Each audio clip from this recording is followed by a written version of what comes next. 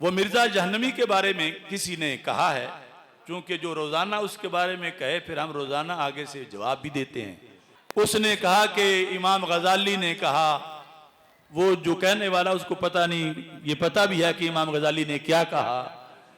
बहरहाल फुक़हा का ये तालीमात का हिस्सा है कि जिस लफ्ज में 99 एहतमाल कुफर के हों, एक इस्लाम का हो, तो 99 कुफर वाले नहीं देखने चाहिए, इस्लाम वाला देखना चाहिए और यानी उस पर फतवा नहीं लगाना चाहिए।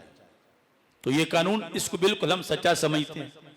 आला हजरत रहमतुल्लाह अलैह ने भी जब वो हुसामुल हरमैन फतवा लगाया था तो इसे सामने रखा था, और हमने भी जो लगाया है हमने भी इसे सामने रखा है।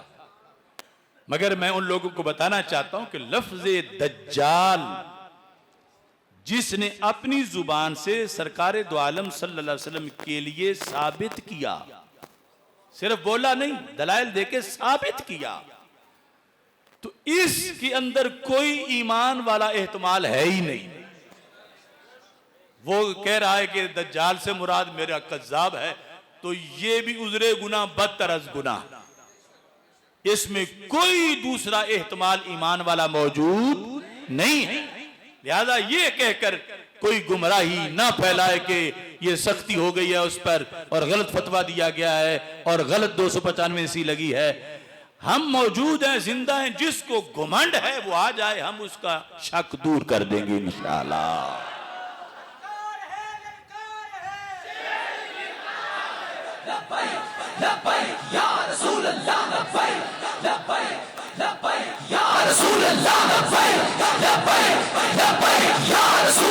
कुछ लोगों ने सुप्रीम कोर्ट की तरफ से, उसके जजेस की तरफ से और किन की तरफ से ये दिया हुआ है कि किसी किताब का कोई हवाला कोट करे, वो जितना भी गलत हो, वो कोट करने वाले पर वो जुर्म नहीं आएगा, असल तो जिसने लिखा है उस पर आएगा। तो इसने तो सिर्फ कोट किया है माज़अल्लाह लफ्ज़ दज्जाल। तो मैं कहता हूं सारी ज़ुर्रियत मिलके, वकील, जज, जो भी उसके धड़े में हैं, हमें वो किताब बताएं जिससे उसने कोट किया है। और दूसरा, मैंने रात के प्रोग्राम में कहा कि वो कोट करने वाला मतलब ये होता है, मसलन एक शख्स ने गाली दी है और आपसे कोई फतवा पूछ रहा है कि इस पर क्या हुक्म लगता है, तो आप पर अब मजबूरन उसको लिखना पड़ेगा कि उसने ये कहा और इस पर ये फतवा लगता है। तो जो मसला वो बयान कर रहा था कि अहले किताब की बीबी से निकाह जायज है, अगरचे इब्ने उमर रदी अल्लाह तआला अन्हु का तो इख्तिलाफ है, तो वो तो मुतलकन भी बयान हो सकता है। उसमें मजबूरी क्या है कि वो माज़अल्लाह फुलानी ये बकवास करती हो तो फिर भी मेरी शादी उससे जायज है। उसने अपनी तरफ से दलीलें देकर उनके लिहाज से ये साबित करने की कोशिश की है लफ्ज़ दज्जाल को कि वो ये कहते हैं, उनकी किसी किताब में नहीं।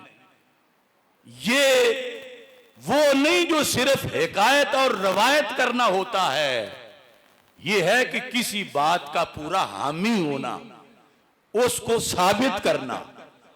ये साबित करने के लिए जो रात भी मैंने हवाला दिया था इमाम मालिक रहमतुल्लाह अलैह का, कि आपसे पूछा गया जो कहे अल कुरान व मखलूकुन, कुरान मखलूक है, आप जानते हो मुतज़िला का ये अकीदा था और ये कुफ्र है, तो आपसे पूछा गया उसका क्या हुक्म है जो कहे कुरान मखलूक है, तो आपने फरमाया काफिरुन उक़्तुलू हो, वो काफिर है उसको कत्ल कर दो।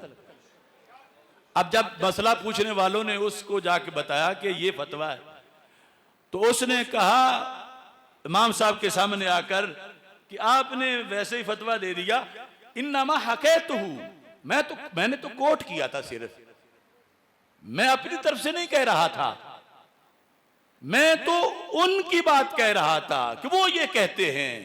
फरमा इन्नमा समेअना मिनका, हमने तेरी जुबान से ही सुना है, हमने तो तुझसे सुना है। यानी इतनी बड़ी जसारत शैतानी, अगर इसकी मां को कोई जानिया कहे और इससे कोई पूछे आकर कि तेरी मां को जो जानिया कहे उसका हुक्म क्या है, तो ये साइल को कहेगा शर्म कर, को लफ्ज बदल ले। और अपने मुंह से ये नहीं कहेगा कि जिसने मेरी मां को ये कहा लफ्ज बोलकर, बिल्कुल नहीं कहेगा। अगर इसकी मां की 100% के 1% का करोड़वां हिस्सा भी इज्जत है तो ये उसके बारे में लफ्ज जानिया सुन नहीं सकता। तो ये उम्मत इतना भारी लफ्ज अपने नबी अलैहिस्सलाम के बारे में कैसे सुन सकती है?